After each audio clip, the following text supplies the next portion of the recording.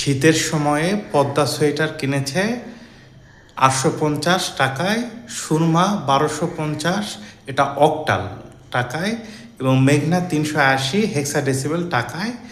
এখন খ আর গ নাম্বার আমরা আগের ভিডিওতে দেখেছি। ক নাম্বার হলো 2-এর পরিপূরক কি, কোনো বাইনারি সংখ্যার 1-এর পরিপূরকের সাথে। 1-এর পরিপূরক হলো কোনো বাইনারি সংখ্যাতে যদি 0 যেখানে থাকবে সেখানে 1 হবে, আর 1 যেখানে থাকবে সেখানে 0 হবে। তার সাথে 1 যোগ করলে আমরা 2-এর পরিপূরক পাই। কার সোয়েটারের মূল্য সবচেয়ে কম ছিল? পদ্মা, সুরমা এবং মেঘনার মধ্যে।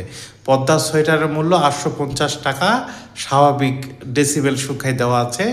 সুরমার সোয়েটারের মূল্য এখন ডেসিবেলে নিতে হবে অক্টাল থেকে।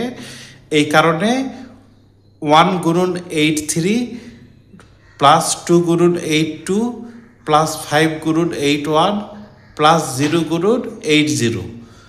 এখন 1 গুণন 512 যোগ 2 গুণন 64 যোগ 5 গুণন 8 যোগ 0 গুণন 1, 512 যোগ 128 যোগ 40, 680 হচ্ছে ডেসিবেলে। এটা সুরমার সোয়েটারের মূল্য।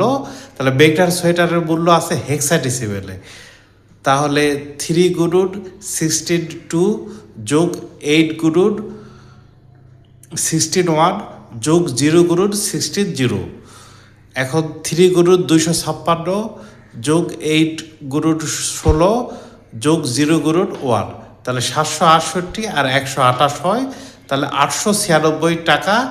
এটা হলো মেঘনার সোয়েটারের মূল্য ডেসিবেলে।